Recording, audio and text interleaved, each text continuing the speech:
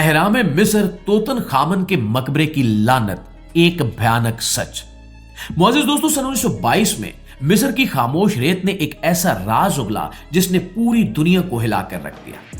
यह राज था फिरौन तोतन खामन का मकबरा, जो तकरीबन 3000 साल से जमीन के अंदर खामोशी से सो रहा था। जब माहिर आसार कदीमा हार्वर्ड कॉर्टर ने इस मकबरे का दरवाजा खोला तो किसी को अंदाजा ही नहीं था कि यह दरियाफ्त तारीख के साथ साथ खौफ की नई दास्तान भी लिख देगी। कमरे के अंदर सोना, जेवरात, नायाब मुजस्मे और दीवारों पर कुंदा तहरीरें मौजूद थी और यह सब कुछ इतना महफूज था जैसे वक्त यहां आकर रुक गया।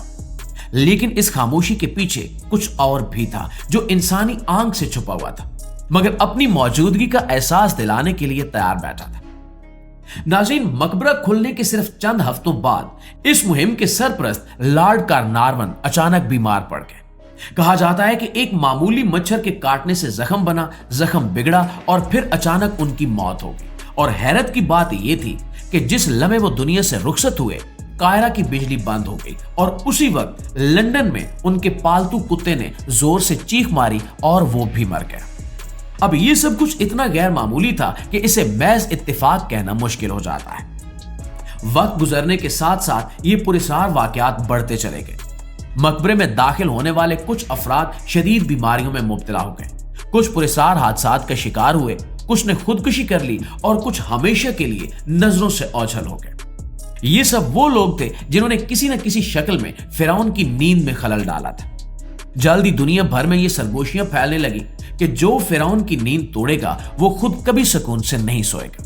नाज़रीन ग्रामी, कहा जाता है कि मकबरे के अंदर एक तहरीर भी मिली थी जिसमें दर्ज था कि जो मेरी कब्र को छेड़ेगा उस पर मौत अपने पर फैलाएगी। Death shall come on swift wings to him who disturbs the king piece.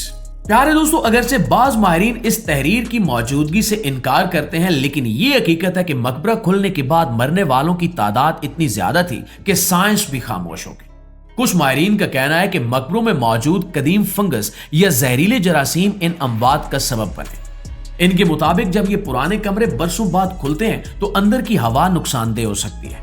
मगर सवाल यह है कि अगर ये सब कुछ सिर्फ जरासीम की वजह से था तो सब क्यों नहीं मरे, और अगर बीमारी थी तो वो लोग जान से क्यों गए जिनके जिस्म पर बीमारी की कोई वाज़ेह अलामत ही नहीं मिली, और वो लोग जिन्होंने खुदकुशी की उनके साथ कौन सा जरासीम था?